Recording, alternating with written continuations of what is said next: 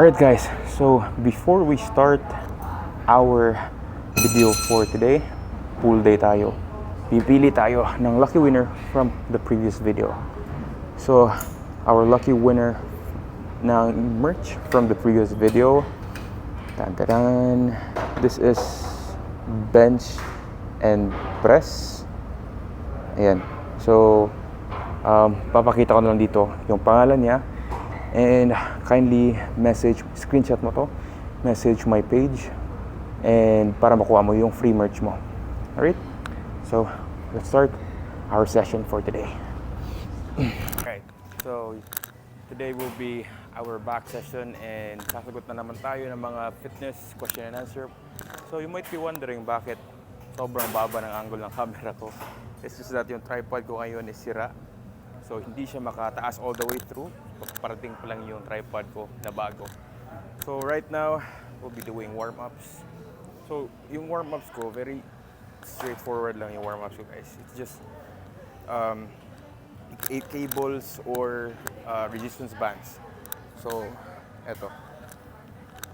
I do 8 to 10 reps of these, controlled reps, each side. So, ito yung parang mandatory warm-ups ko to really warm up my rhomboids, my stabilizer muscles. Yan. Tapos the other side. Alright, so stay tuned until the end of this video kasi pipili ako ng random comment. Idol! So, pipili ako ng random commenter and bibigyan ko ng free Smart Fit performance wear of their choice, any color, any size. So make sure to finish this video and leave a comment. So you might see guys, yung iba, di ba yung warm up, ipakita ko sa inyo. Yung iba kasi nagwo-warm up, gumagamit sila ng dumbbells tapos ginaganito nila, which is not efficient. Kasi yung target natin is yung rhomboids natin, which is dito. And when we're using dumbbells kasi, yes, syempre gravity, the weight will be going down. So instead of targeting, hindi siya efficient to target your rhomboids. Kasi yung the weight, yung movement natin is pa ganyan, pero the weight is going down.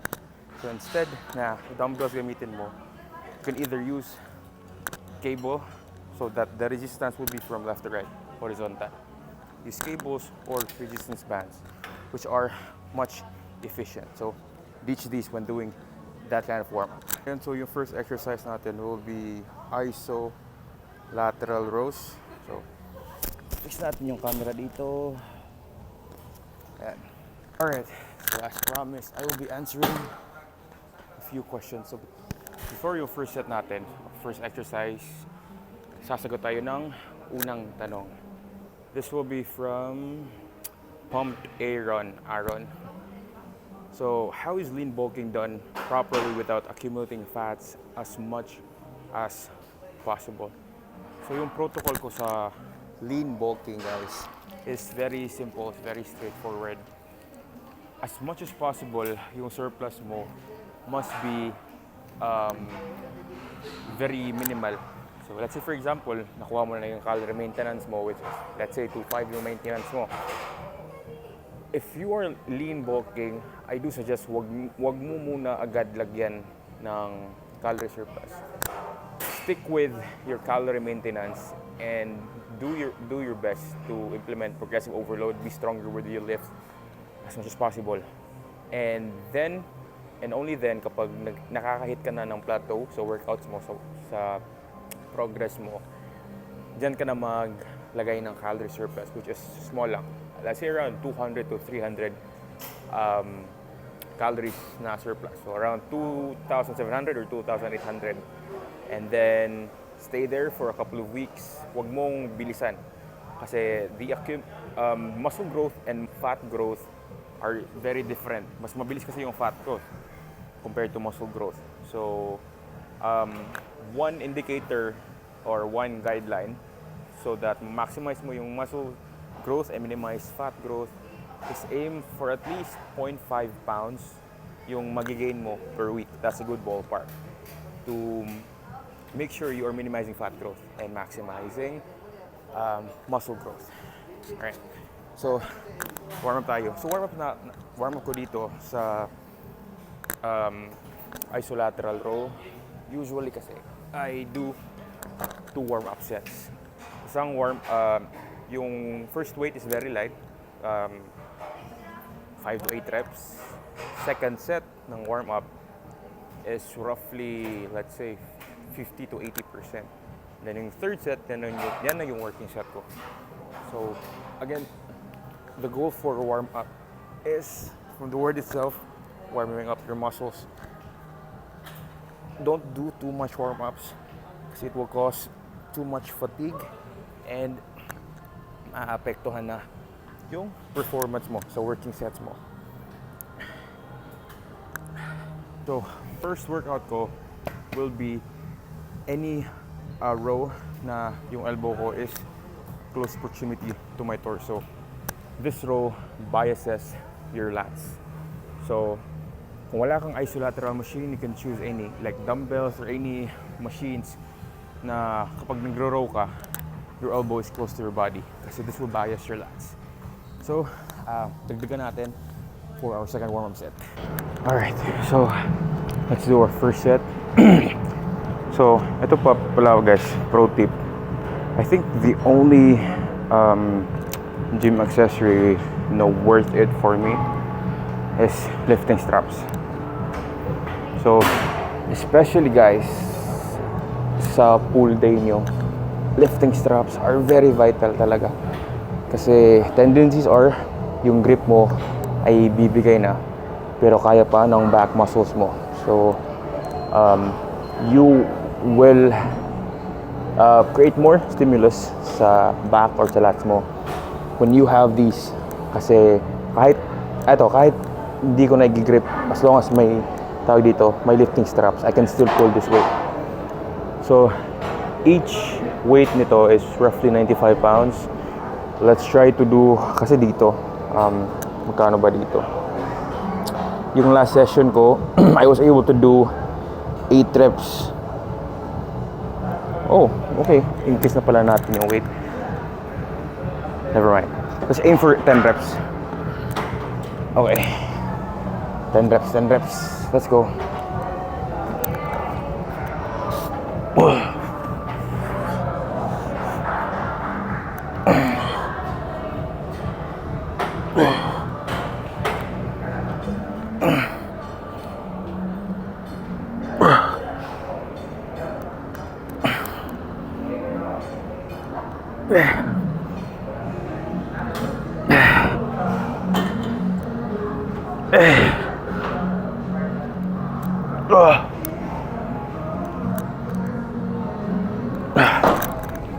Not bad. So, last session ko nito was the same weight pero 8 reps lang. Ngayon kaya ko na 10. So that's progressive overload.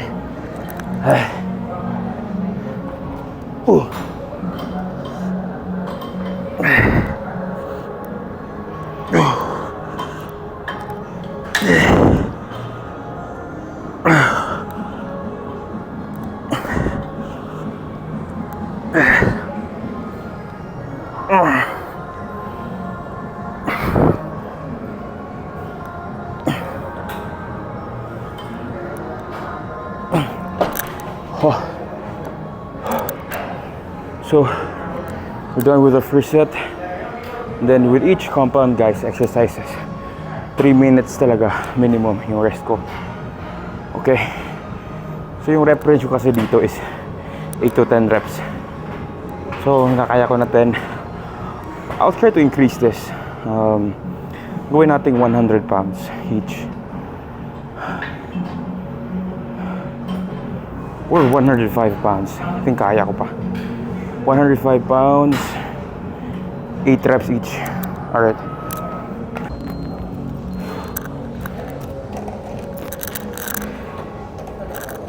Alright, while waiting sa rest timer natin for the second set, change angle tayo.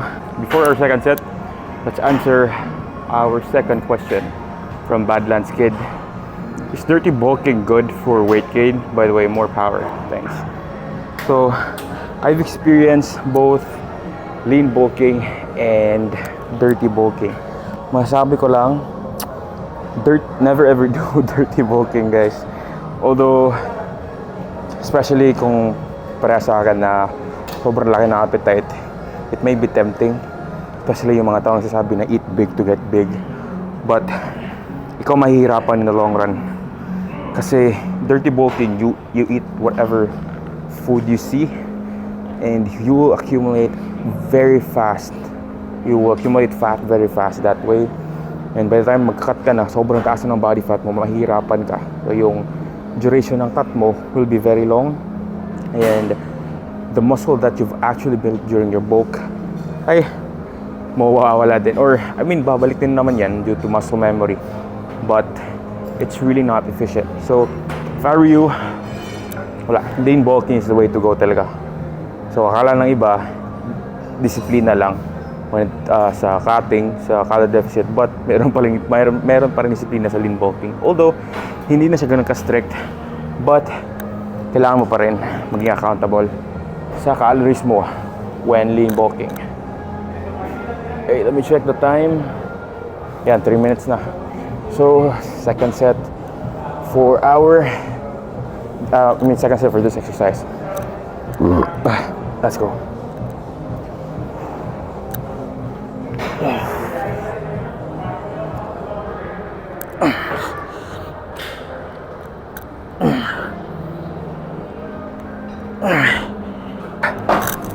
Wala. 8 reps na kaya.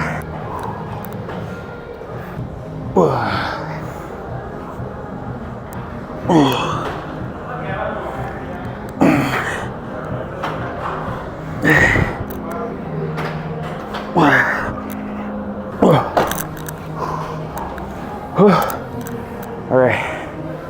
Second set done. One more set to go.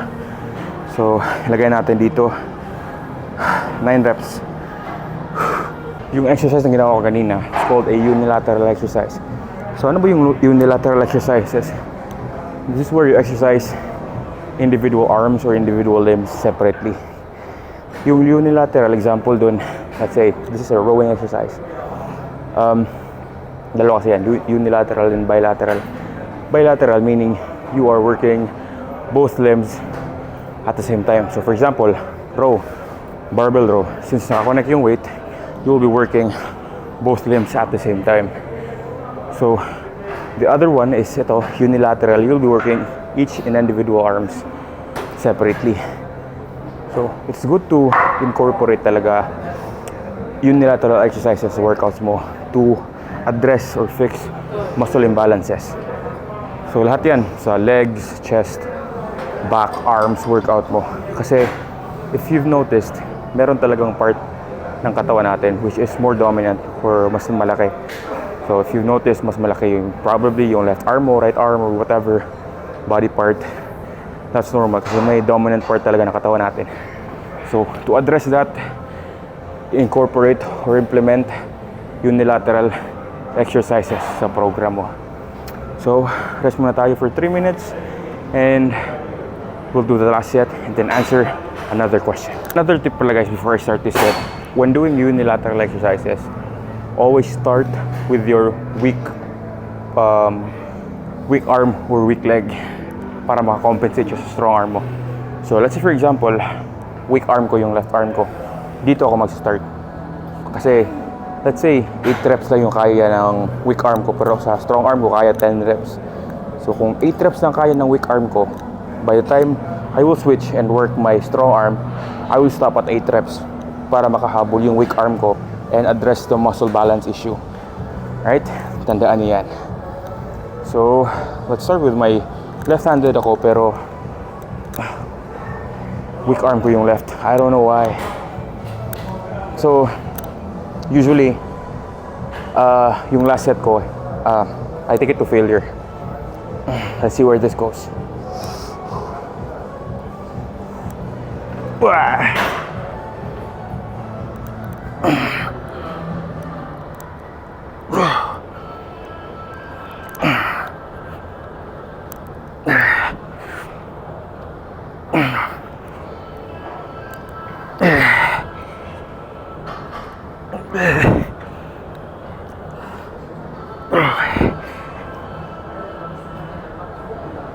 8.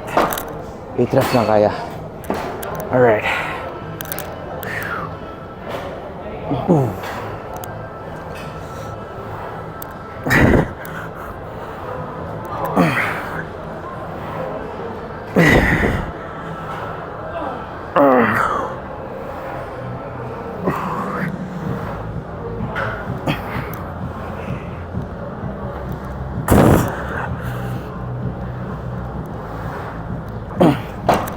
So, although I can do more than 8 reps sa right arm ko, since 8 reps lang yung kaya sa left arm ko, I will stop up there para makahabol yung weak arm ko.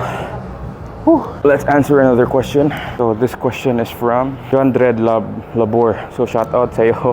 Isa to sa mga client ko. Coach, pag nag-cheat day ka, tinatrack mo pa ba calories mo? Alright.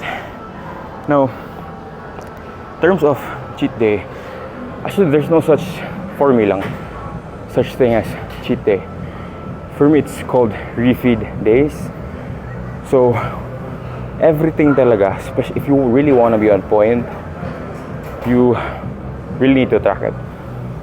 So usually sa refeed days, let's say naka-deficit ka, let's say yung deficit calories mo is 2,000 calories. So usually sa refeed days, I only add 500 to 800 calories. Minsan sinasagad ko 1,000 calories on the specific day, as long as I am still in my deficit. So yeah, if pag nagre-refeed ka, nag-cheat day ka, ako personally, I still track it. Kasi kapag nag-cheat day ka, tapos hindi mo tinrack na napadala ka sa feelings mo, tendencies are sobrang laki na magiging surplus na kinain mo and mag-spill over siya sa following days. So in a way, it will parang slow down your progress, especially if you're cutting. Pero depende naman if you can compensate with cardio. Pero if you really can't do adjustments sa protocol mo, then I do suggest cheat day, refeed days mo, still track it yung surplus na ilalagay mo. So that being said, we're done with our first exercise. Next one natin will be barbell rows. Let's go. Wait lang. I think may gumagamit. Daming tao ngayon. So we'll see ano yung machine available for next exercise. Alright, so yung second exercise natin will be barbell rows. So, since nakatama na ako ng row kanina, I won't be doing warm-ups just dito. I'll jump right into the working sets na dito. This time it's from Josh Garde. May plan ba kayo soon or in the future na mag-compete sa Men's Physique Olympia? Alright.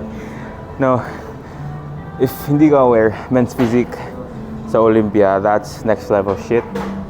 And lahat ng tao dyan are using gear. So, no, probably there's a 99.99% chance kahit gustuhin ko man, hindi ko maabot ang Men's Physique Olympia, Mr. Olympia. Kasi first place, I won't be taking steroids. So, no. And also, hindi ko din naman ikakareer yung competitive bodybuilding. Parang ginagawa lang tong side quest sa fitness journey ko. So that I can have something to look forward to and ma-challenge yung sarili ko kapag nagkakat ako. So, yes. Alright, eto.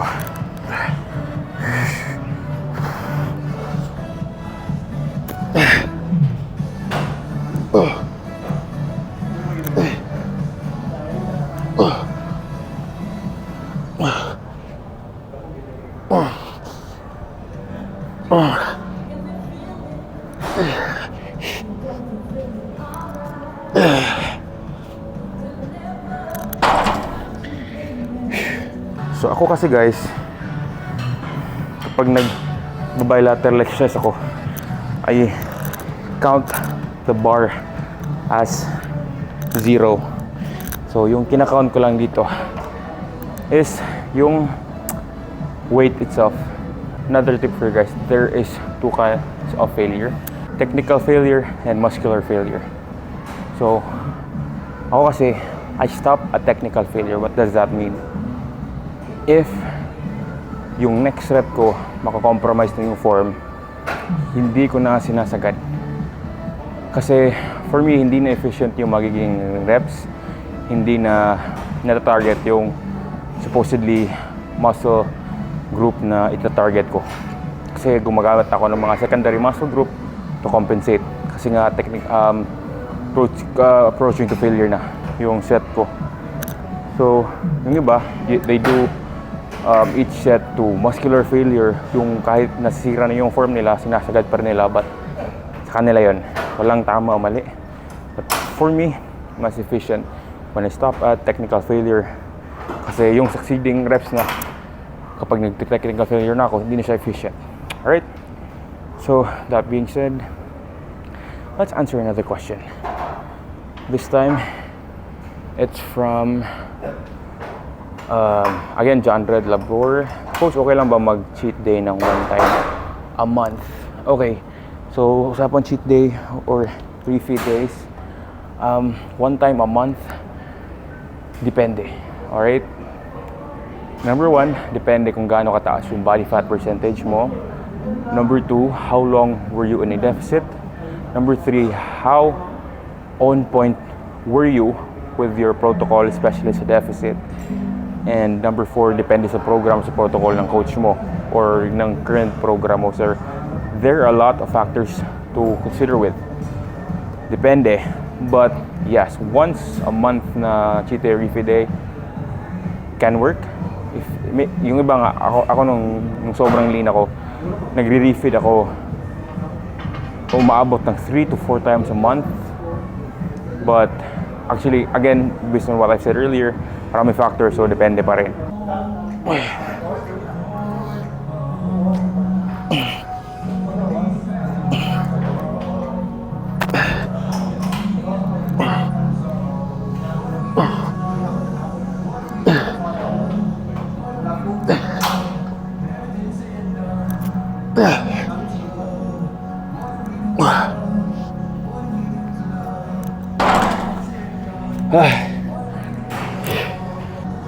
Next question.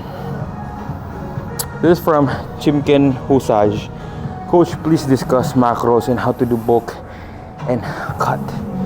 So, if I discuss this in detail, sobrang taas na magiging parang sasabihin ko. But to put it simply, very simple lang. Para malaman mo yung cutting, hanapin mo yung maintenance mo and then subtract, let's say 3 to 500 calories for maintenance and progress from there. Sa bulking naman, lean bulking, compute again yung sinabi ko kanina, playback mo lang sa part na sinabi ko about lean bulking, follow mo lang yun. And macros naman, sa macros, protein intake. Eto guys, there is no magic percentages sa macros mo. Depende sa body type mo. Walang ganun. Alright? So, the best way to do it is sa protein intake mo, you target 0.8 to 1 gram per pound of body weight in terms of protein. And then, pwede ka nang maging flexible sa carbs and fat mo, depende. So usually, sa akin personally, again, yung protein intake ko is 0.8 grams to 1 gram per pound in body weight. And then, yung carbs ko is relatively high compared to my fat. So basically, ganun. So pwede mo structure, let's say, 30 to 35% protein sa macros, 40 to 45% carbs, and then the rest fats na. So yun lang, very straightforward. Alright, I think may last na pa tayo dito. So yun, 30 more seconds to go. third exercise, we'll be doing lat pull downs. So, yung kaya ko dito last time was 7 reps. This time, I'll aim for 8 reps. Progressive overload. So, medyo fatigue na yung grip ko. So, these are very handy. Okay, let's go.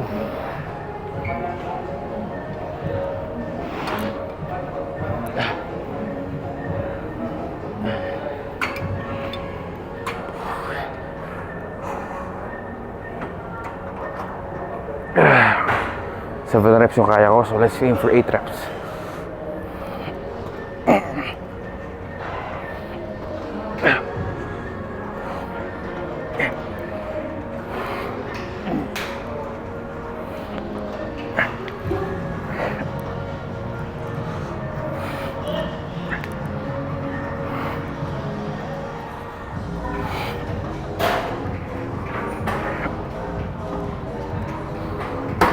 Alright, not bad. Whew. Nakaya natin was 9 reps. Decent. As you can see guys, hindi ko sinagad. Yung mistake kasi ng iba talaga is they use momentum when pulling the weight, especially sa lat pull down. Yung, ito, example. Pag nagpo-pull sila, kapag di na kaya, yan. Parang they use momentum, which is inefficient na. Kasi you'll not only use, hindi mo na matatarget efficiently yung lats mo. Kasi gumagamit ka na ng other secondary muscles that are involved. So for me, hindi na siya efficient. Alright. So let's answer another question. This time it's from Cinnamon. If one time nag-take ako ng steroids, tas hindi na nasundan, nati pa din ba ako?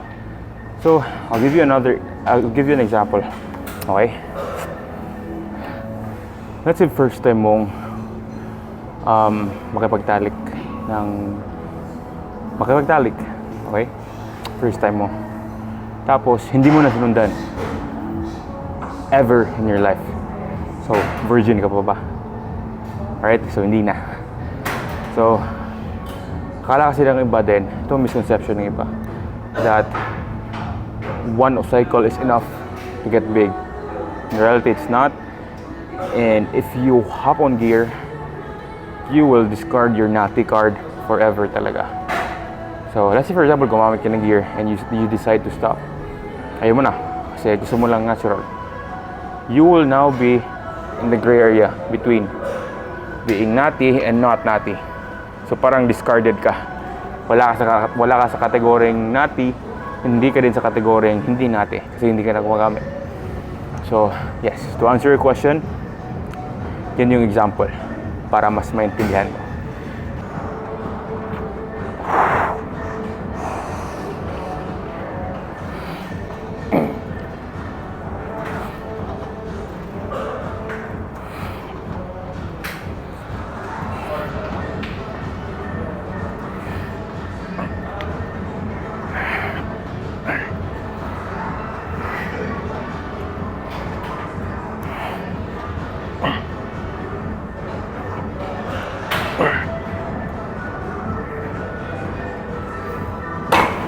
Alright, not bad. 8 reps.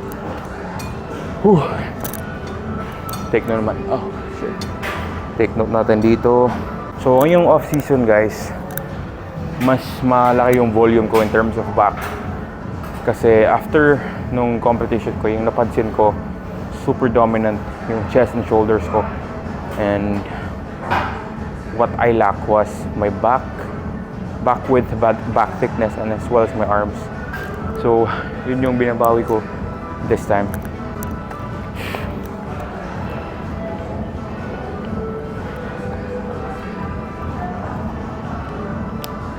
Yeah.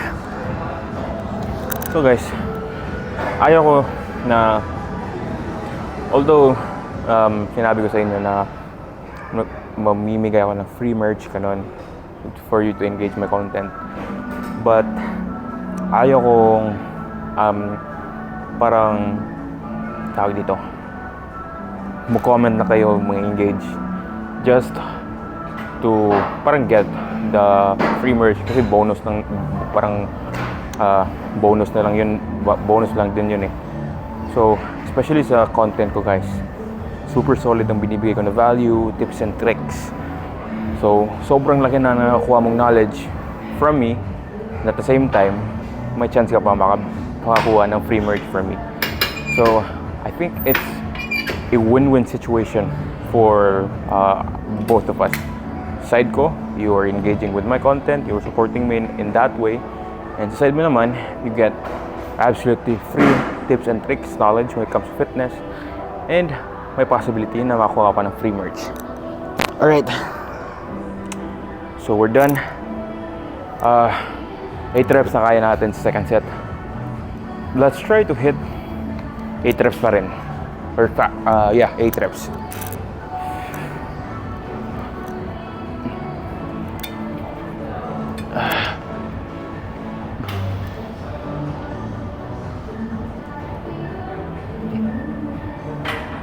Ay.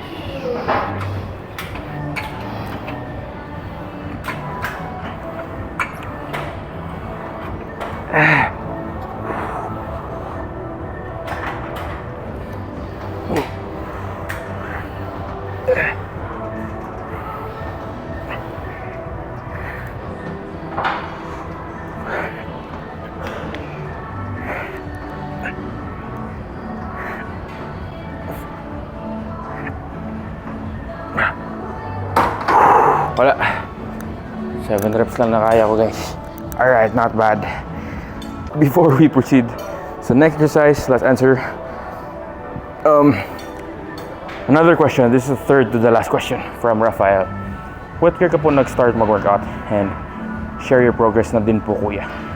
So nag-start ako ng fitness journey ko when I was way back, I think 3rd year high school. Pero wala. Putol-putol yun. More on trial and error kasi yung workout ko.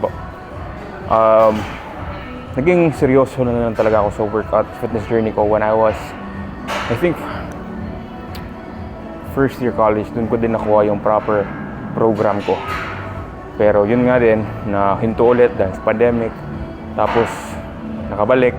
Tapos nahinto ulit dahil sa yung bagyong Odette dito sa Cebu. So super daming reasons for me to quit, to stop. But just like they say, champions make adjustments, losers make excuses. So I hope I answered your question. Kung gusto mo makita yung progress ko, just check out my nag-post naman ako sa TikTok ko and other social media platforms. So let's proceed to our next exercise. Alright, so balik ulit tayo sa machine na to. But this time binabaan natin konti yung seat level so that yung elbow natin, kasi kanina di ba medyo mataas, so that was yung elbow ko was closer to my torso. This time medyo mababa yung seat para yung direction ng pull ko, elbow ko is around mga 45 degrees. Let's go. Let's aim for 10 reps.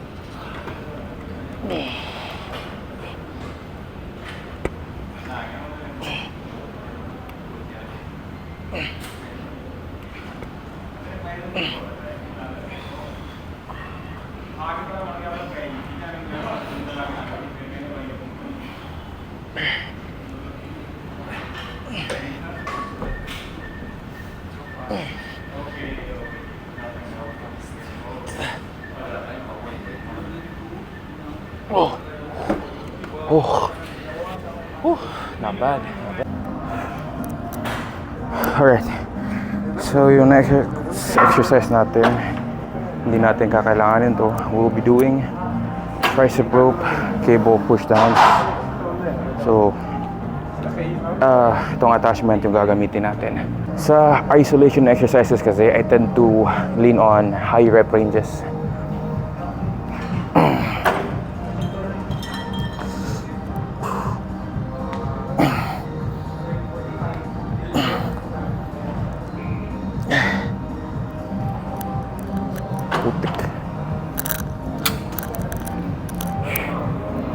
kulang ng weight kaya palanggaan. Alright, let's go.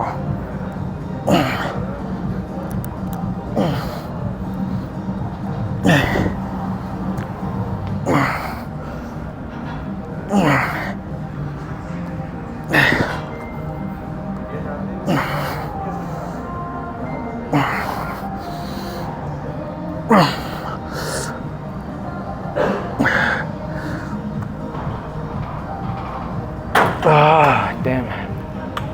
Before our last exercise. Bitin sa oras. Ang pangit dito sa Golds kasi kapag holiday 6 PM lang sila magko-close. I'll answer one question after this set.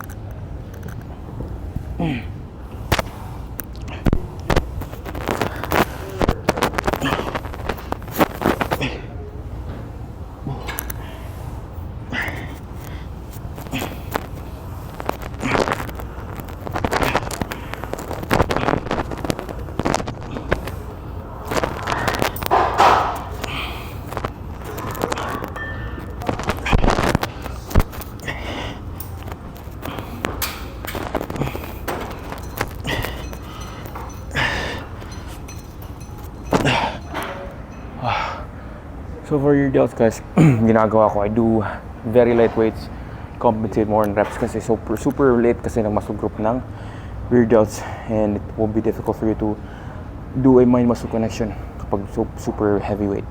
Let's answer one more question before we end this video. And this is from Avrici. Actually, this is one of my clients. Coach, okay lang ba mag-consume ng maraming sugar as long as it fits in my macros? Alright, no. Yes, okay.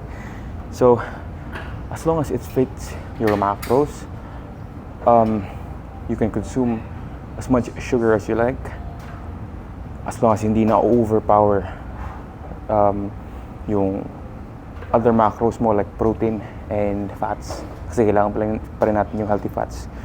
So, yes, you can consume sugar as long as it's within your macros.